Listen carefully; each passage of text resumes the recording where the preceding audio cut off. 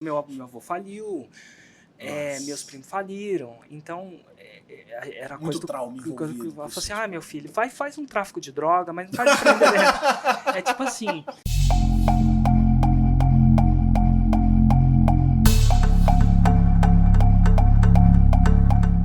Na verdade eu não virei uma chavinha, na verdade eu queria ser empreendedor, sempre quis ser empreendedor, mas eu sou filho de funcionário público, e empreendedorismo lá onde eu não sou só filho de funcionário público, fui criado na 115 Norte, num prédio verde, bloco C, e lá, pensa que o governo trouxe os meus pais, a geração dos meus pais, para trabalhar, e eles davam um apartamento funcional.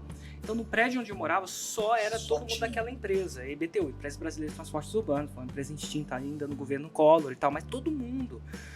Então, era uma... E o serviço público, na época, levou a classe dos meus pais para CD, eu não sei exatamente tecnicamente, mas eles passaram a poder pagar a escola particular para os filhos, pagar a escola de inglês, aquela coisa que meus primos não tiveram. Então, meus pais são muito gratos ao serviço público e tudo que eles puderam prover pra gente. E nesse processo, empreender era coisa do capeta, coisa ruim. É sério, meu avô faliu, meus primos faliram, então era Muito coisa do trauma envolvido. ela falou assim: "Ah, meu filho, faz um tráfico de droga, mas não faz empreender". É tipo assim, a gente não ganhava bicicleta quando a gente era, sei lá, completava 15 anos, alguma coisa assim, ganhava uma apostila de concurso, e pensa na cabeça da minha mãe, eu quero que meu filho não passe por tudo que eu passei. Então assim, era uma coisa, e eu fui abafando isso. Tipo, tem gente que é sempre uns rebeldes, né? Deixa crescer a barba, faz tatuagem. Mas não era assim. Então eu queria ser um bom filho. E aí eu fui... Você obedecia. E aí eu obedecia. Eventualmente não fui pro serviço público, eu saí de casa, né? Prestei vestibular para todos os vestibulares que não em Brasília. Minha macete e minha justificativa para minha mãe, a COP, né? A famigerada COP. Você nem sabia que era COP? Eu arrumei um curso que não tinha em Brasília. Então eu fui fazer esse curso, que era engenharia de computação. Minha mãe, qual que é a diferença de engenharia e ciência? Mãe, é muito diferente. É muito diferente. Eu quero ser um engenheiro de computação. Na verdade, eu só escolhi esse curso porque não tinha em Brasília na época, né?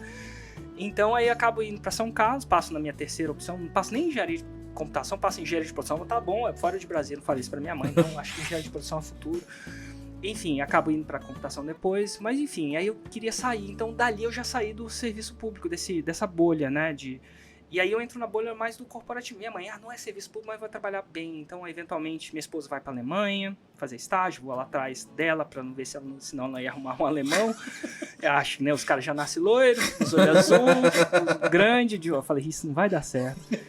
Vou lá marcar território, né? Se eu posso dizer isso. Mas, enfim, eventualmente me estabeleço por lá, trabalho uns 4 anos na Alemanha, eventualmente começo a ir para Londres, para o mercado financeiro. E a história é mais ou menos assim. Então eu fui saindo, mas aí quando eu chego em Londres, aí vira a chave. Eu não estava muito feliz na vida. Segunda-feira era o pior dia, sexta-feira era o clássico melhor, aí tinha o sábado, depois domingo ficava ruim de novo, porque o segundo ia chegar. Era mais ou menos assim, até que um dia, nessas procuras, eu vou para um curso de desenvolvimento pessoal e descubro, cara, que eu quero ser mesmo um empreendedor. Eu desenterro aquela coisa que eu abafei por conta dos meus pais, sem querer culpá-los, né? Mas enfim, claro. Eu descubro que eu sou tudo que eu sou é por causa deles, e ao mesmo tempo eu falei, cara, é hora de viver a minha vida. E foi um pouco disso que eu falei, agora eu quero empreender. Mas na época não tinha fórmula de lançamento, não tinha nada. Eu peço demissão depois do curso de desenvolvimento pessoal, vou lá e peço demissão pro meu chefe. E falo, agora eu vou empreender, vou jogar o chapéu do outro lado do muro. Porque nesse curso, nesse final de semana, me hipnotizaram, eu costumo dizer, quase que isso, não. Mas assim, e falaram que primeiro você joga o chapéu do outro lado do muro e depois você corre pra pegar o famoso queimar a ponte, onde eu já fiz alguns vídeos sobre isso. Mas foi ali que surgiu essa parada, essa doideira. E aí no digital, você já cavou isso? Porque é o seguinte, você começa no mercado com pró-leilões, certo? Sim. Já foi direto isso? Foi a primeira ideia. Porque assim, quando eu pedi demissão, me arrependo, tento despedir demissão. É sério. Não, cara. Me arrependi quase no segundo dia. Eu falei, cara, que curso de desenvolvimento pessoal caro. Eu ganhava em um mês que o meu irmão mais velho, trabalha de engenheiro e elétrico, formado da Unicamp, trabalhando numa empresa de satélite, ganhava em um ano, né? Eu acho que se convertesse, eu não sei a certo, mas eram uns 84 mil reais por mês. Que isso? Caramba. Eu ganhava isso antes dos 30, acho, mais ou menos aí. Então assim, ganhava bem, pedi demissão. E aí E aí, cara, eu arrependi, tentei cancelar a demissão, não deu certo. O cara falou, vai. A turma já tava bem decidida já? Aí o cara falou, seu chapéu continua do outro lado lá, meu irmão. Tipo assim, vira homem. Acho que ele falou pra mim, vira homem. Ele falou assim, cara, pede demissão, agora vai, né? Então, assim, e aí eu penso em lançar uma outra coisa. Eu penso que eu falo com a minha esposa, falo assim, calma, pedi demissão, mas eu vou arrumar outro emprego, não é que você pede demissão.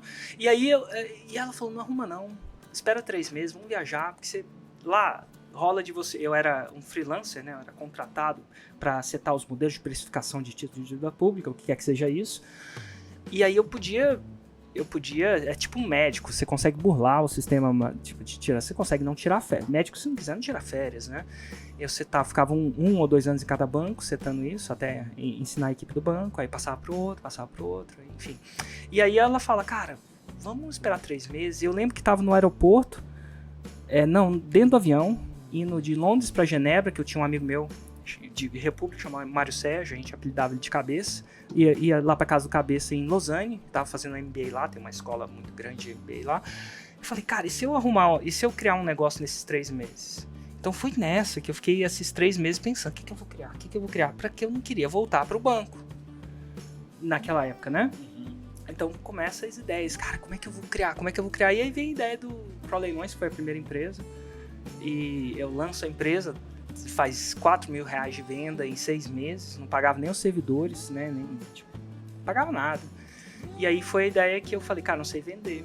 E aí eu falo, cara, tem que aprender marketing. E começa aí minha carreira no marketing. Aí você começa a estudar. Começa a estudar.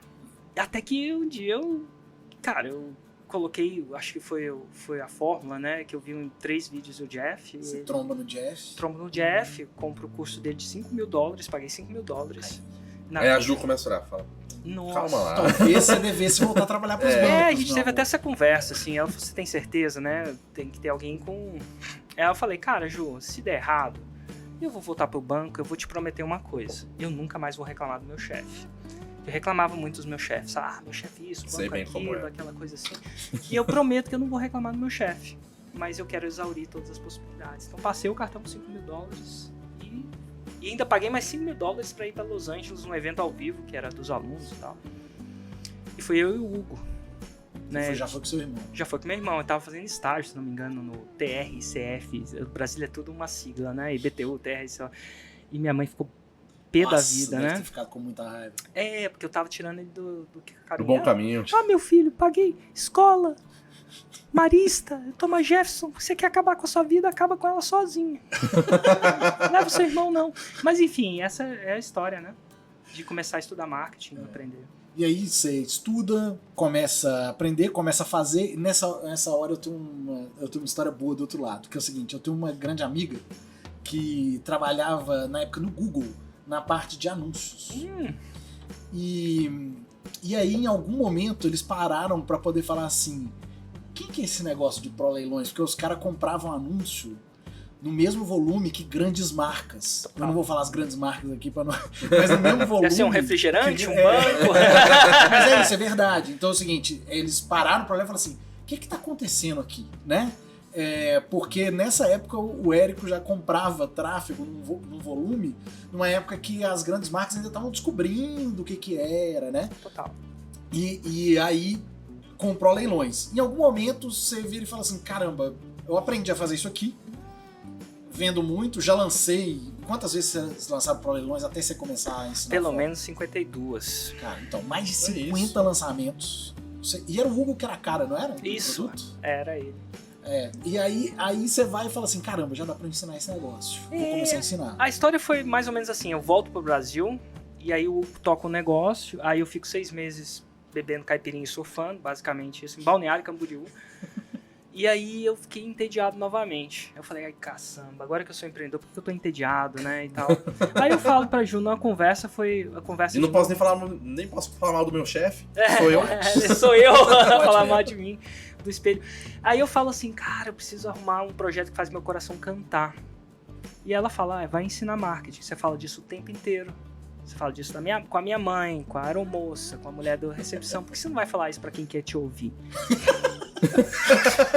Isso é muito bom, velho. É, muito bom. eu falei, nossa, faz sentido. Aí foi a ideia da primeira tampa da Fórmula. E eu realmente gosto de falar disso. No aeroporto, quando eu tô esperando o avião pra vir pra cá, eu tô falando, abro uma live pra falar abertamente disso, né? Sim. É muito Então, forte. na verdade, a sua grande mentora é a Ju. Ela que me direcionou. Agora, então você lança isso. Quando você começa a lançar o Fórmula é 2010? 2013, abril de 2013. Pro Leilões foi até então. 23 de março de 2010 foi o meu primeiro 6-7 no Pro Leilões. Então tem um tempinho entre Você conhece o Jota quando? Cara, eu fiz uma entrevista no tempo que o Jota era magro. Ele agora tá forte, que ele agora malha. Depois você digita aí, ele andava de camisa, de botão. Social. Eu conheci ele nessa época. Toda essa moda toda, os tênis dele não era esses tênis chique, não. Inclusive tem a entrevista aí, depois você vai. O Ladeirinha falou disso no episódio, que ele viu a entrevista de vocês e falou, rapaz, que louco, não dá pra acreditar nesses caras. Tempo que o Ladeirinha não tinha um cabelo grande. É. Mas foi lá, assim, a ideia era conhecer os caras do mercado e o Jota tava começando na época, né? Tava. O Jota tem uma história engraçada, que é quando o Érico constrói o Plat pela primeira vez, e o Jota tá desde o primeiro grupo. Sim. Ele conta que ele usou, tipo assim, 10% do investimento que a empresa tinha recebido. Nossa. Pra poder entrar no grupo. Eu não sei se é 10%, eu não sei o percentual, mas é um percentual, tipo, significativo. Ao ponto de ele ter que convencer o Borges, né? Lá, na época, né, que é a galera do Buscapé, que tipo assim, cara, eu preciso investir um percentual grande aqui do eu não sabia dessa, não. Pra poder entrar nesse grupo. Ou seja, ele teve que convencer essas pessoas. Teve que convencer o Matheus, óbvio, né? E o Borges da época pra poder entrar nesse grupo. E o Jota fala que essa foi, possivelmente, uma das muitas boas decisões que ele tomou.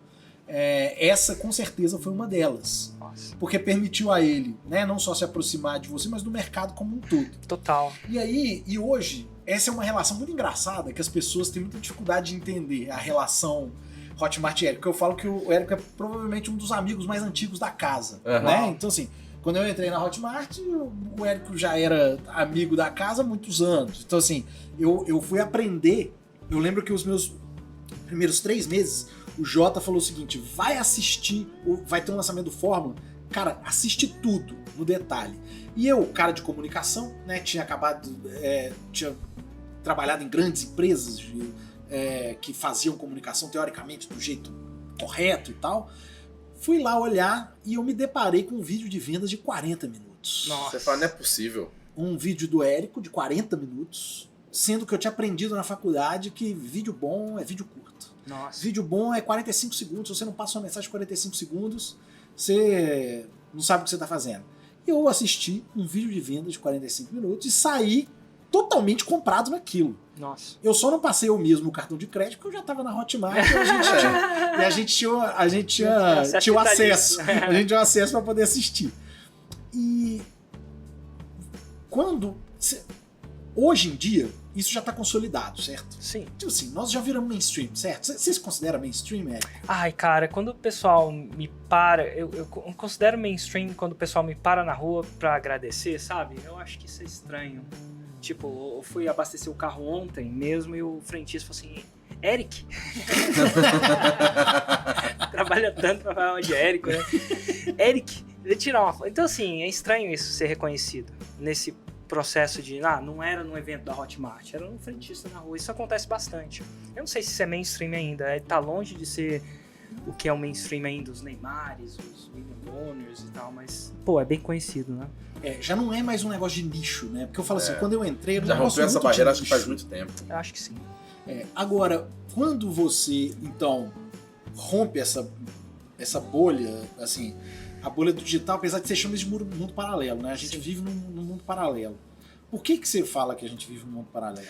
Cara, pro empreendedor convencional, que pra fazer R$100.000 em 7 dias, tem que pagar aluguel, tem que ter tomado pelo menos uns 3 trabalhistas na CLT, tem que ter isso e aquilo. Pra gente começar um negócio que tem grau potencial de faturamento, em integridade, em impacto, e sem esse tipo de investimento, ou sem essa velocidade de crescimento, só pode ser uma outra dimensão. E eu lembro de um mundo paralelo vir de foi um um dos primeiros eventos que eu usava o mundo do Matrix, que a Matrix é um mundo paralelo, né? Então pra mim era o Matrix. Você entrava lá, as regras mudavam. Tem gente que é fã do Harry Potter, pra mim é a mesma coisa. Tipo, o mundo dos trouxas, né? Que eles chamam de mundo dos trouxas, mas o mundo convencional, acho que trouxa remete a uma palavra negativa, né? Que não tem nada de negativo. Mas e um mundo onde, cara, a velocidade de crescimento é muito maior, parece que a gravidade funciona de um jeito diferente. E aí eu comecei a chamar de mundo paralelo.